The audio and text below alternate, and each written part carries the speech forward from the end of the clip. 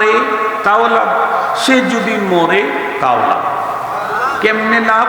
খুব ভালো করে বুঝবেন। কোন মুমিনের হাতে ইসলাম বিরোধী কেউ মারা গেলে যে মরল সে সোজা জাহান্নাম, যে মরল সে সোজা জাহান্নাম। আর যিনি মারলেন উনি আল্লাহর এক দুশমনকে খতম করার কারণে আল্লাহ পাকের কাছে তার জন্য স্পেশাল উপঢৌকন আছে। طبيبنا وطبيب قلوبنا وأولانا ومولانا محمدا عبده ورسوله الذي أرسله بالحق إلى الخلق بشيرا ونذيرا وداعيا إلى الله بإذنه وسراجا وقمرا منيرا أما بعد فأعوذ بالله من الشيطان الرجيم بسم الله الرحمن الرحيم ولا تهنوا ولا تحزنوا وأنتم الأعلون إن كنتم مؤمنين صدق الله مولانا العظيم وصدق رسوله النبي الأمي الكريم ونحن على ذلك الشاهدين والشاكرين والذاكرين والحمد لله رب العالمين اللهم صل على سيدنا مولانا محمد وعلى آله وأصحابه وبارك وسلم اللهم صل على محمد النبي الأمي وعلى آله وسلم تسليما يا رب صل وسلم دائما أبدا على حبيبك خير الخلق كلهم معزز محترم অধ্যকার দ্বীপ জেলা ভোলা রফিকুল কোরআন তাফসির মাহফিল কমিটির উদ্যোগে আয়োজিত ৪১তম ৩ দিনব্যাপী তাফসিরুল কোরআন মাহফিলের শেষ রজনীর শ্রদ্ধাভাজন সম্মানিত সভাপতি মুআজ্জাজ হযরত বুজুর্গ উলামায়ে কেরাম, বিভিন্ন দ্বীনি মাদারিস থেকে আগত আজিজ তালাবা, বিভিন্ন অঞ্চল এবং দূরদারাজের এলাকা থেকে সমাগত সম্মানিত সুধী, সর্বপ্রথম মহান আল্লাহ পাকের দরবারে আলিশানে লাখ কোটি শুকর যে রব্বে করিম অত্যন্ত দয়া করে মায়া করে ভালোবেসে আমাদের হায়াতকে দীর্ঘায়িত করে আজকের এই মুহূর্ত পর্যন্ত সুস্থ সবল রেখে দুনিয়ার শত ব্যস্ততাকে পিছনে ফেলে রেখে দ্বীনের নিসবতে কোরআনে পাকের মুহাব্বতে জান্নাতি আয়োজনে দ্বীনি ইদারার চৌহদ্দির মাঝে আহলুল্লাহদের মজলিসে আমাদেরকে হাজিরির সুযোগ দিলেন। সে মহান মহিয়ানের দরবারে আমরা প্রত্যেকেই শুকরগুজার হচ্ছি। জবান খুলে ভক্তি সহকারে মুহাব্বত নিয়ে দিল থেকে আবেগের সাথে উচ্চ কণ্ঠে সকলেই পড়ে নেই আলহামদুলিল্লাহ। মুহতারাম হাজিরিন, এই মাদ্রাসার এই মাহফিলে আমি ভোলার সর্বপ্রথম আসা হয়। তার আগে কখনো আমি ভোলা দেখি নাই। সর্বপ্রথম এসেছিলাম আপনাদের এখানে, সম্ভবত 2 দিন ছিলাম, মনে পড়ে এরকম। তখন মাদ্রাসার জিম্মাদার হাফিজ সাহেব হুজুর রহমতুল্লাহি আলাইহি বেঁচে ছিলেন। হযরত মাওলানা হাফেজ মাহমুদুল হাসান সাহেবের শ্বশুর। আজকে আমি বয়ানের আগে ওনার মাকবারা জিয়ারত করে এসেছি। আল্লাহ তাআলা যেন ওনাকে সকল অপরাধ ক্ষমা করে জান্নাতের উঁচু মাকাম দান করেন। হুজুরকে আমি চিনি তাই ওনার কথা বললাম। আরো কত মুরব্বী ছিলেন যারা সেই সময় মাহফিলে উপস্থিত ছিলেন, তারা আজকে পৃথিবীতেই নাই। দিন গড়তে থাকবে, চলতে থাকবে, আমরা হারিয়ে যাব, এটাই স্বাভাবিক। কারণ আমাদের নজর দৃষ্টি যেদিকেই থাক, আমাদের কদম কবরের দিকেই চলতে আছে। আমাদের নজর দৃষ্টি যেদিকেই থাক, আমাদের কদম কবরের দিকে। একজন কবি বড় চমৎকার বলেছেন, কদম সুয়ে মরকদ নজর সুয়ে দুনিয়া, कदम सूए मरकद नजर सूए दुनिया, किधर जा रहा है किधर देखता है, किधर जा रहा है किधर देखता है। আমি যখন থেকে পৃথিবীতে এসেছি তখন থেকেই আমার পদযুগল কবরের দিকেই আগাইতেছে। যদিও আমাদের দৃষ্টি গাড়ি, বাড়ি, নারী, চেয়ার, পাওয়ার, ক্ষমতা, টাকা পয়সা, অর্থ সম্পদ, আরো অনেক কিছু, কিন্তু আমাদের প্রত্যেকের পদযুগল কবরের দিকে। আজকে সন্ধ্যা আসার সাথে সাথে আমাদের অনেকের মনে অনেক আনন্দ। বিলখুসুস যারা কাঙ্ক্ষিত কোনো জিনিস আজকে মাগরিবের পরে পাবে, সেটা যেই হোক, প্রত্যেকের মনে আনন্দ। কিন্তু মনে রাখতে হবে, আজকের এ সন্ধ্যা আমাকে এক রাত কবরের দিকে আগায় নিয়ে গেল। আগামীকালকের সকাল আমাকে কবরের দিকে এক সকাল আগায় দিয়ে ফেলল। তার মানে আমি এক সকাল এগিয়ে গেলাম কবরের দিকে। যেতে হবে, কখন জানি না, যেতে হবে নিশ্চিত, কখন এটা জানি না, তবে যেতে হবে নিশ্চিত। মুহতারাম হাজিরিন, এজন্য প্রত্যেকের জন্যই প্রয়োজন হলো পরপারের প্রস্তুতি 24 ঘন্টা গ্রহণ করে রাখা। আমাদের বুজুর্গানে দিন প্রতিদিন শোয়ার সময় রেডি হয়ে শুইতেন যে আজকে ঘুম থেকে আমার জাগার সম্ভাবনা নাই। প্রতিদিন শোবার সময় এভাবে রেডি হতেন। শোয়ার আগে ওসিয়তনামা কমপ্লিট করে যেতেন। ওনার দেনা পাওনার কথাগুলা লিখে বালিশের কাছে রেখে দিয়ে শুয়ে পড়তেন। কেন? সকালে যদি আবার জাগা না হয় তো পরপারে যাতে আমার কোনো সমস্যা না হয়। আল্লাহ পাক আমাদেরকেও পরপারের পূর্ণ প্রস্তুতি গ্রহণের তৌফিক দান করুন।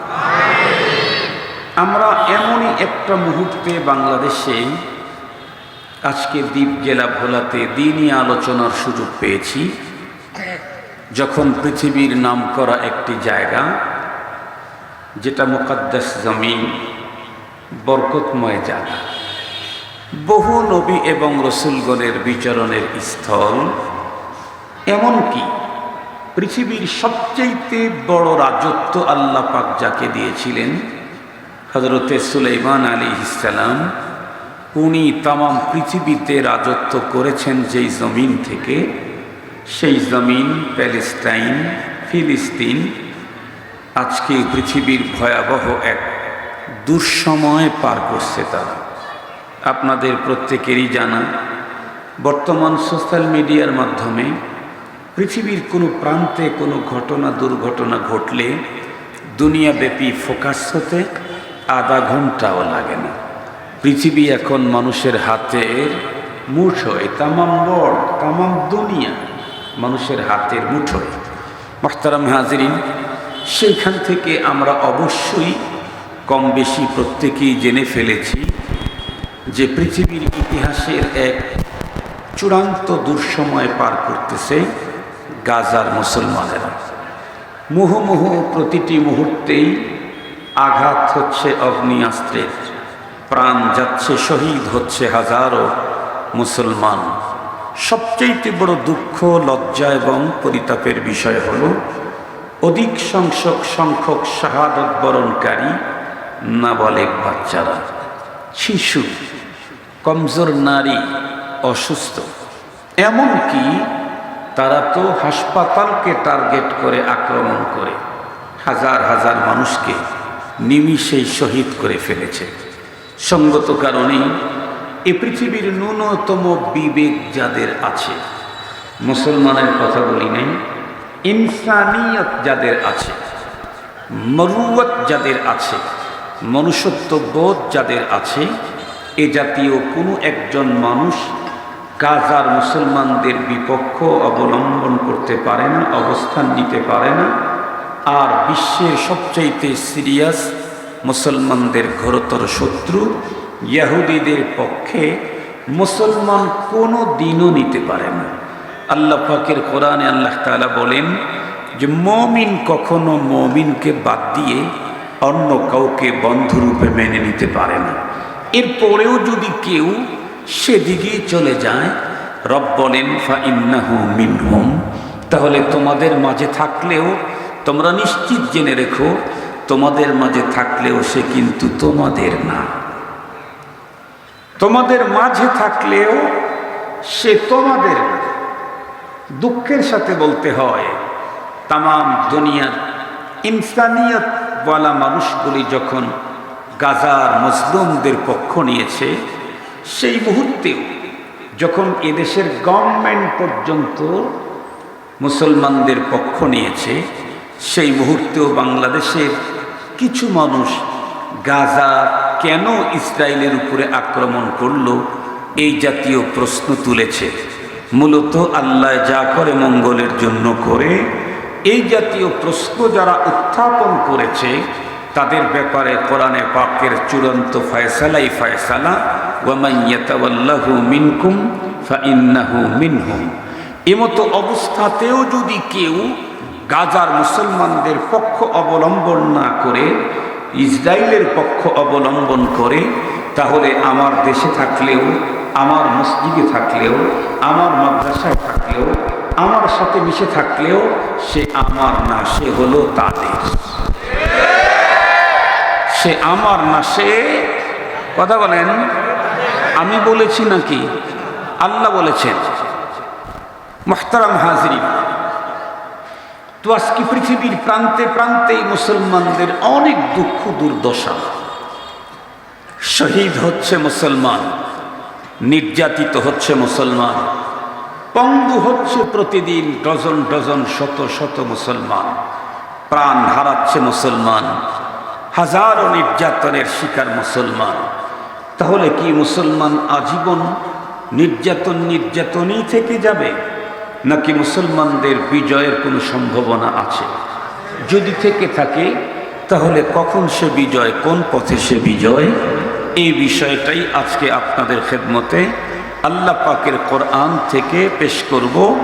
এ কারণে সূরা আলে ইমরানের 139 নম্বর আয়াতে কারিমা তেলাওয়াত করেছি। 139 নম্বর আয়াতে কারিমা সূরা আলে ইমরান, আল্লাহ তাআলা বলেছেন ওয়ালা তাহিনু ওয়ালা তাহজানু ওয়া আনতুমুল আ'লাউন ইন কুনতুম মুমিনিন। আল্লাহ তাআলা মুমিনদেরকে লক্ষ্য করে বলছেন, তোমরা যদি একটা কোয়ালিটি অর্জন করতে পারো, অনেক কিছু অর্জনের দরকার নাই, একটা জিনিস যদি অর্জন করতে পারো পিওর এবং পরিপূর্ণতার সাথে, তাহলে আল্লাহ পাক বলেন বিজয় তোমাদের হবেই হবে, বিজয় তোমাদের হবেই হবে।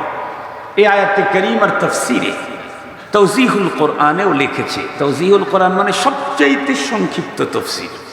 এর চাইতে সংক্ষিপ্ত তফসির খুঁজে পাওয়া বড় কঠিন আছে।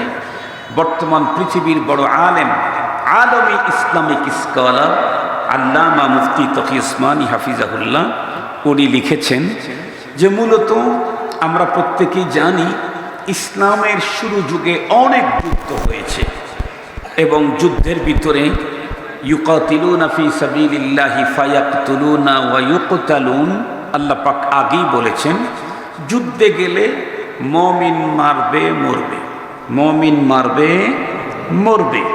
এমন না যে যুদ্ধ গেলাম শুধু জয়ী হয়ে আসব, এমনটি না, মারবে এবং মরবে।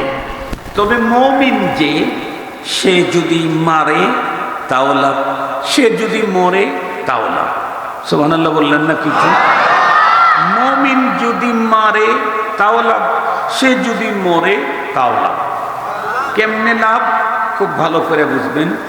কোন মুমিনের হাতে ইসলাম বিরোধী কেউ মারা গেলে যে মরল সে সুজা জাহান্নাম, যে মরল সে সুজা জাহান্নাম।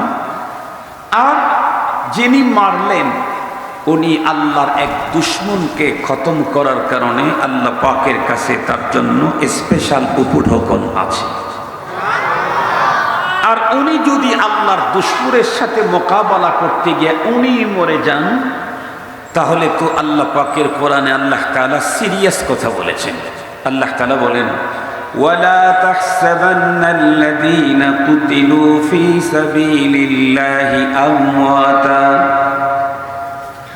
আমার উস্তাদ শেখুল হাদিস আল্লামা আজিজুল হক রাহমাতুল্লাহ আলাইহি বলতেন, আল্লাহর রাস্তায় আল্লাহর দ্বীনের হেফাজতের জন্য যারা যুদ্ধ করতে গিয়ে মরে গেল, তোমরা তাদেরকে মৃত্যু বলে ধারণা করা জায়েজই নাই।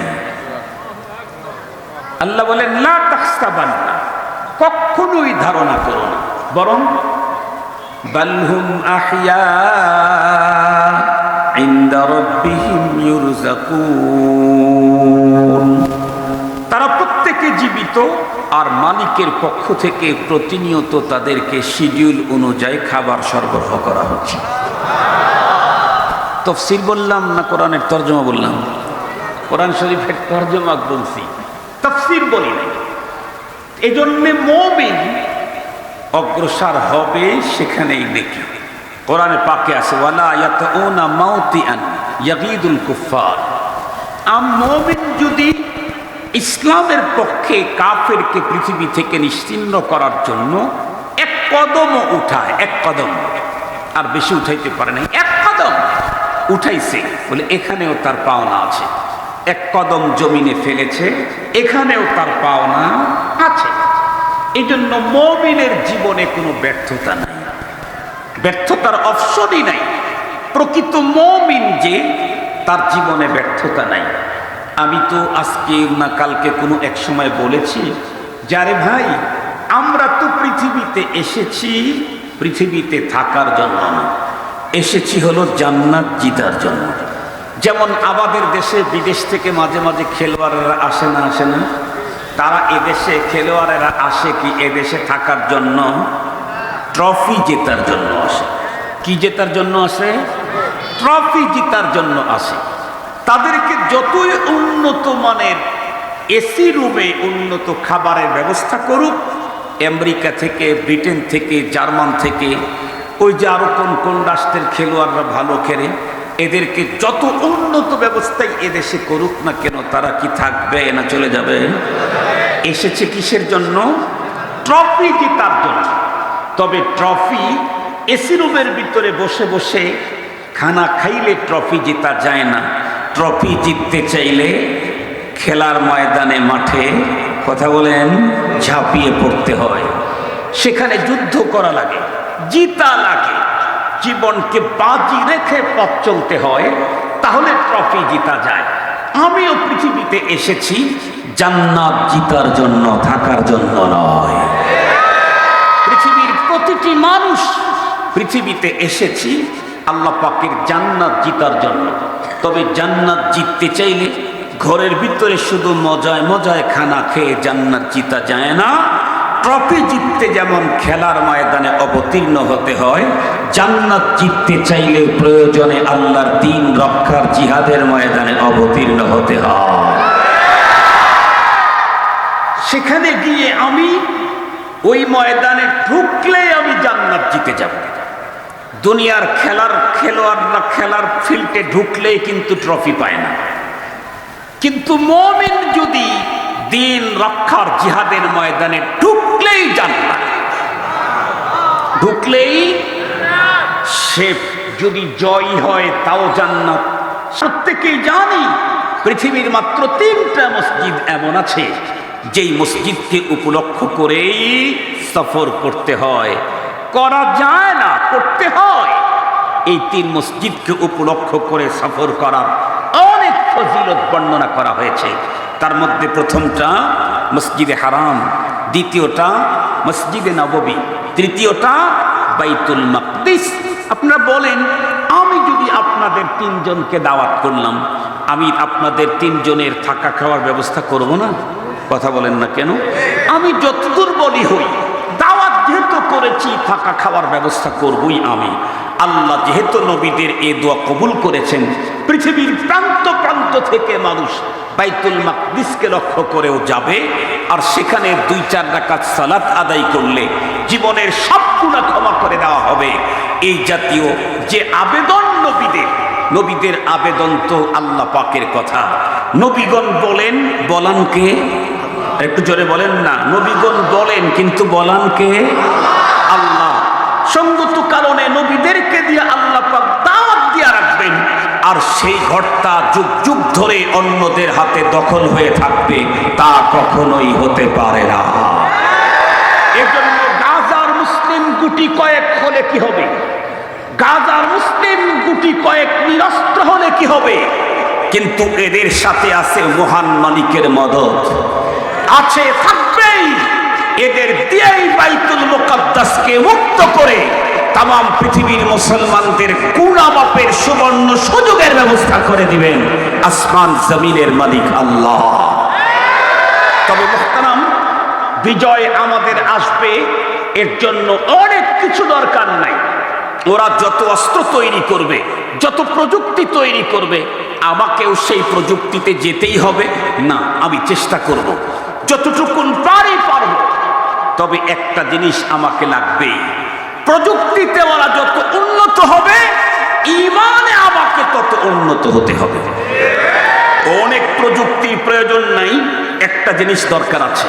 আল্লাহ পাক বলেন, ওয়ালা তাহিনু ওয়ালা তাহজানু ওয়া আনতুমুল আ'লাউন।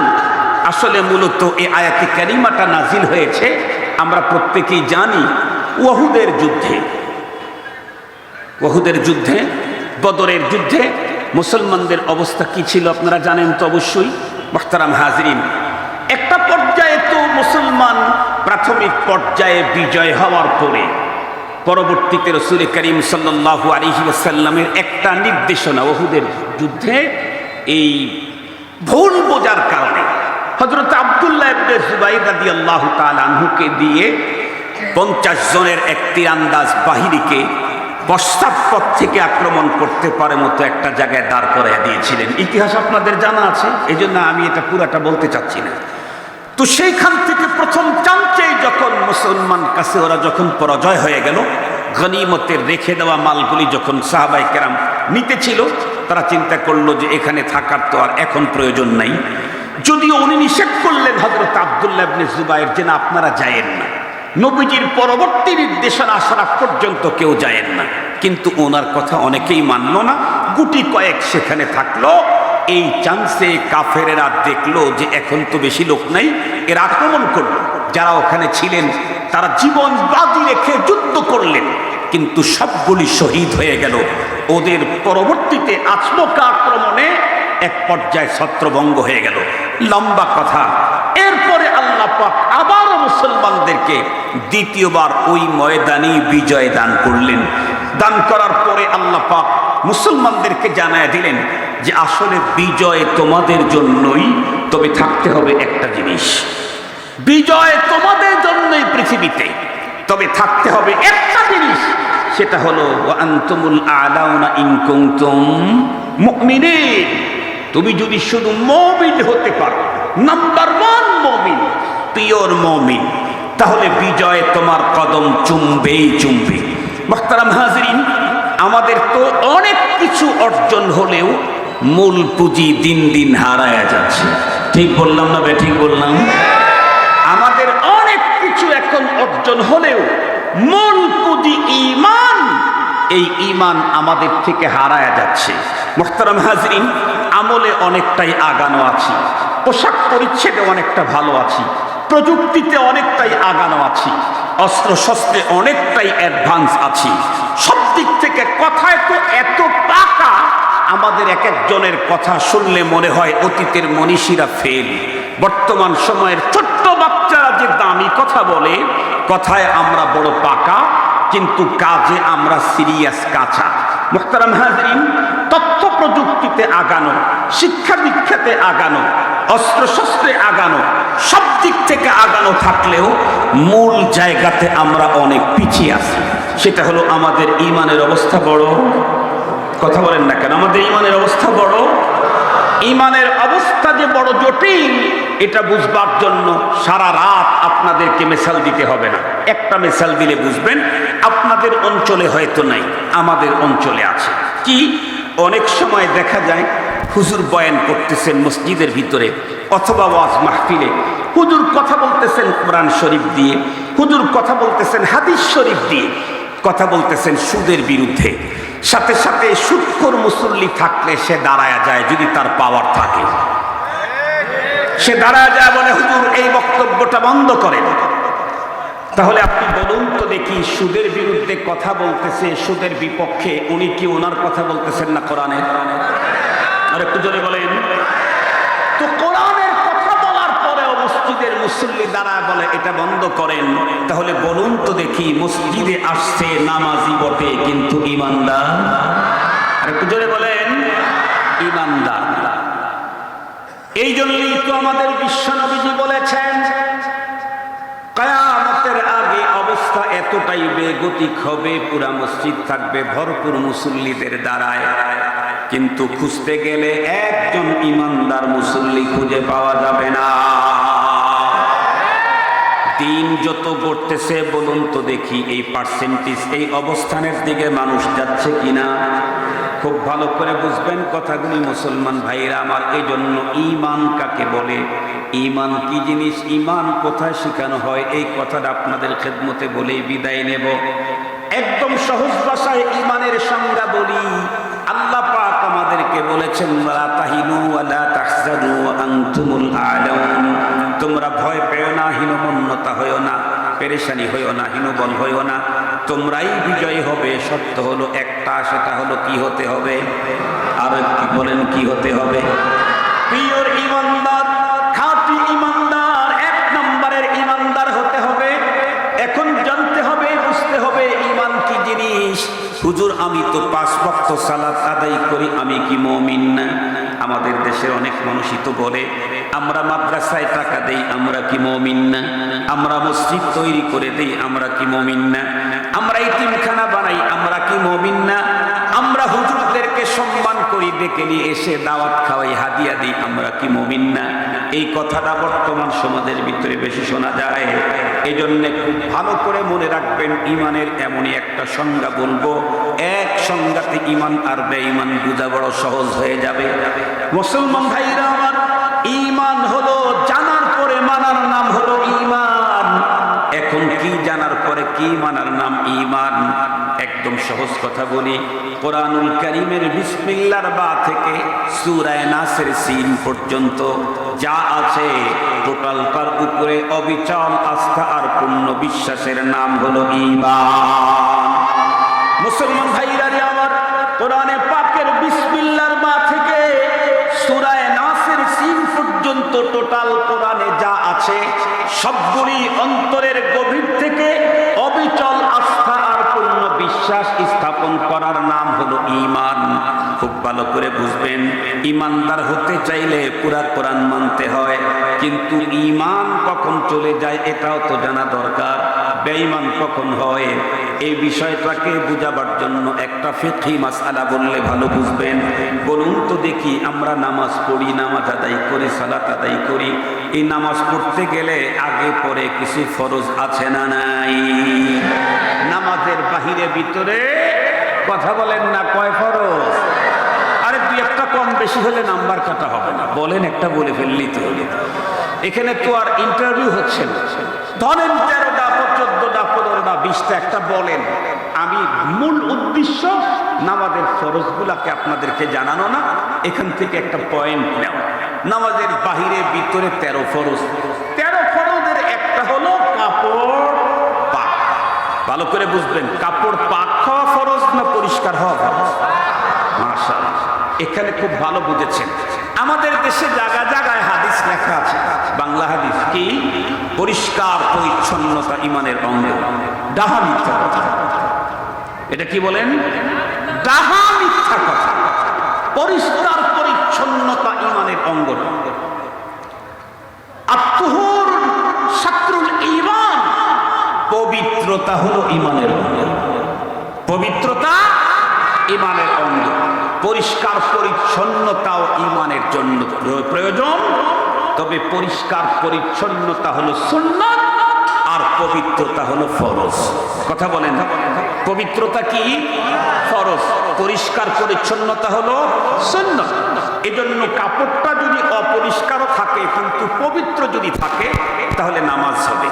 কাপড়টা যদি খুব পরিষ্কার কিন্তু অপবিত্র হলে নামাজ হবে। কাপড় পবিত্র হওয়া হলো সুন্নাত, ফরজ। কাপড় পরিষ্কার হওয়া হলো সুন্নাত। হাদিসে পাক কিতাবের ভিতরে লিখেছে এই কাপড়টাও আল্লাহর নামের জিকির করে। কারি তৈয়ব সাহেব রাহমাতুল্লাহ আলাইহি লিখছেন, যতক্ষণ পর্যন্ত কাপড় ময়লা না হয় ততক্ষণ কাপড়ও আল্লাহর নামের জিকির করে। এজন্য পরিষ্কার পরিচ্ছন্ন কাপড় পরে নামাজ পড়লে নামাজের ভিতরে ওই কাপড়ের জিকিরের কারণে অন্তরের ভিতরে নিঃশ্বাস আছে, ইবাদতের নিঃশ্বাস তৈরি হয়। ময়লাওয়ালা কাপড় নিয়ে নামাজ পড়লে ইবাদতের ভিতরে নিঃশ্বাসটা একটু কমে যায়। আপনারা দেখবেন, লক্ষ্য করেন নাই তাই বুঝেন নাই। তো এই কাপড়টা পবিত্র হতে চাইলে যত প্রকারের নাপাক দুনিয়াতে আছে, ধরেন 20 আইটেমের নাপাক আছে দুনিয়াতে। যেমন মানুষের পেশাব পাক না নাপাক? পায়খানা, তারপরে ব্লাড, পুজ, তারপরে মজি ওদি মনি আরো যা আছে সব নাপাক। এরপরে গরু ছাগলের পেশাব পায়খানা নাপাক। ধরেন 20 আইটেমের নাপাক আছে। সবগুলি নাপাক থেকে যদি এই কাপড়টা সেফ থাকে তাহলে কাপড়টা পাক। কিন্তু জিজ্ঞেস করতে চাই, এই কাপড়টা নাপাক হওয়ার জন্য কয় আইটেমের নাপাক লাগা লাগে? না, কমপক্ষে অর্ধেক। 20 আইটেমের মধ্যে কমপক্ষে 10 আইটেম লাগলে তারপরে কাপড় নাপাক হবে। কয়টা? একটা লাগলে পুরাটাই নাপাক, কমপ্লিট নাপাক। মনে রাখবেন, কাপড়টা পাক হওয়ার জন্য 20 আইটেমের সবগুলি নাপাক থেকে কাপড় সেফ থাকলে তারপরে পাক হয়। কিন্তু নাপাক হওয়ার জন্য সবগুলা লাগে না, একটা লাগলেই পুরা কাপড় নাপাক হয়। ইমানদার হতে চাইলে বিসমিল্লাহর বা থেকে সূরা নাসের সিন পর্যন্ত টোটাল তার উপরে অবিচল আস্থা আর বিশ্বাস স্থাপন করতে হয়, তাহলে ঈমান হয়। বেঈমান হওয়ার জন্য পুরা কোরআন বিশ্বাস করা লাগে না, কোরআনের একটা অক্ষর বিশ্বাস করলেই পুরাটা কাফের হয়ে যায়। এই মাসআলা যদি বুঝে থাকেন তাহলে এখন আর জোর গলায় বলতে পারবেন না আমরা কি মাদ্রাসায় টাকা দেই না, আমরা কি মুমিন না। মাদ্রাসায় টাকা দিলে মুমিন হওয়া যায় না, মসজিদ নির্মাণ করলেই মুমিন হওয়া যায় না। ভালো করে বুঝবেন কথা, দাতব্য চিকিৎসালয় চালু করলেই মুমিন হওয়া যায় না। মুমিন হতে চাইলে কোরআনে পাকের বিসমিল্লাহর বা থেকে সূরা নাসের সিন পর্যন্ত বুঝে আসুক আর না আসুক আল্লাহর কালাম আমাকে মেনেই নিতে হয়, অবিচল আস্থার বিশ্বাস থাকতে হয়। সঙ্গত কারণেই সুদের বিরুদ্ধে হুজুর কথা বললেই কেউ যদি লাফ দিয়া দাঁড়ায় তাহলে এই লোকটা ইমানদার না বেঈমান? ও তো নামাজের মসজিদের ভিতরে এসেছে, তাহলে বোঝা গেল এখন মসজিদ ইমানদারদের দ্বারায় ভরা না, বেঈমানের সংখ্যা বেশি আছে। বিজয় আসবে না, অস্ত্র দিয়ে বিজয় আসবে না, তো প্রযুক্তি দিয়ে বিজয় আসবে না। বিজয়ের জন্য তথ্য প্রযুক্তির প্রয়োজনীয়তা আছে, অস্ত্রের প্রয়োজনীয়তা আছে শিক্ষাগত যোগ্যতা, কিন্তু 1 নম্বরে দরকার হলো ঈমানের। 1 নম্বর কিসের দরকার বলুন? আরেকটু জোরে বলেন। হুজুর বক্তব্য দিয়েছে, কোনো এক কথা নেতার কথার সাথে টকরাও লেগেছে। নেতার কথা নেতা একটা বলেছে, হুজুর উল্টাটা বলছে। আসলে হুজুরেরটাই সঠিক, নেতারটা হলো ভুল। এরপরেও নেতার পক্ষের লোক দাঁড়ায় গেল, হ্যাঁ আপনার বাবক বক্তাই বলেছে, জবাব দেন। মনে করতে হবে উনি নেতা হতে পারেন কিন্তু ইমানদার না। নেতা হতে পারেন কিন্তু ইমানদার না। ইমানদার হওয়ার জন্য টোটাল কোরআনকে 100% বিশ্বাস করতে হবে। যতক্ষণ পর্যন্ত কোরআনের সাথে সমর্থিত কথা হবে, সে আমার পক্ষের লোক হোক আর বিপক্ষের লোক হোক, আমি তাকে সাপোর্ট করতেই হবে। যদি না করতে পারি তাহলে বুঝবো আমার সব আছে কিন্তু ঈমান নাই।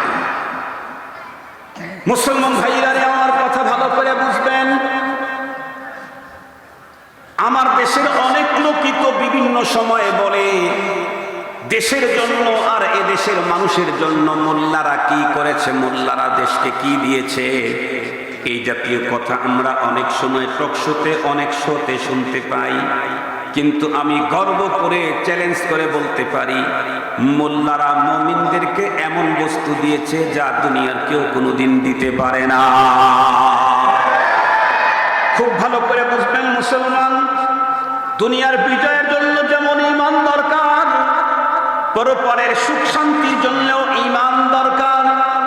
এখনই যদি আমার মরণ হয়, আমাকে আমার লোকজন বন্ধুরা আমার জীবনের শেষ গোসল করে কাফন পরায় যখন আমাকে কবরে রেখে দিবে, সহিহ হাদিসের বর্ণনায় এসেছে প্রথম একজন মানুষ 3 মুঠ মাটি, মিনহা খালাকনাকুম ওয়া ফিহা নুঈদুকুম ওয়া মিনহা নুখরিজুকুম তারাতান উখরা বলে 3 মুঠ মাটি আমার বুকের উপরে দিয়ে বিশেষ কোনো প্রয়োজনের কারণে অল্প সময়ের ভিতরে কবরস্থান ত্যাগ করে চলে এলো।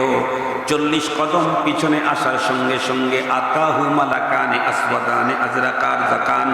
হাদিসে পাকের ভিতরে পয়গম্বর কি বলেছেন, 2 জন ফেরেশতা তখন এসে কবরের ভিতরে হাজির হয়ে যায়, অথচ ওই লোকের আপনজন এখনো পর্যন্ত তার কবরের উপরে দাঁড়িয়ে দাঁড়িয়ে মাটি দিচ্ছে। কেউ বা মাটিগুলাকে বন্ধুরা আমার সমতল করতে আছে, সিস্টেম ডিজাইন করতে আছে, এখনো পর্যন্ত আপনজন তার কবরের উপরে আছে। ভিতরে 2 জন ফেরেশতা রব্বে কারীমের পক্ষ থেকে এসে হাজির হয়ে গেল। কবরের ভিতরে ঢুকে মৃত ব্যক্তিকে বন্ধুরা আমার টেনে উঠে বসাইল। এরপরে জিজ্ঞাসা করে, মার রাব্বুকা মা দীনুকা মান হাদার রাজুলুল্লাযী বুইতা ফীকুম।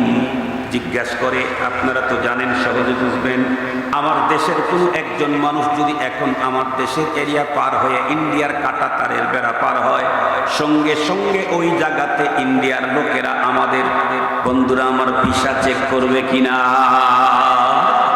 আমার দেশে যতক্ষণ আছি কেউ হয়তো ভিসা যাবে না।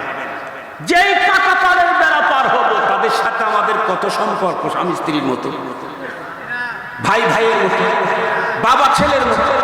ধরে নেন একটা হোক, ধরে নেন যে এত সম্পর্ক, ভাই ভাইয়ের মতো, স্বামী স্ত্রীর মতো, মামা ভাগ্নের মতো, চাচা ভাতিজার মতো, ধরেন এত ভালো সম্পর্ক। এরপরে ওই পারে গেলে কাগজ দেখতে যাবে না? যাবে না?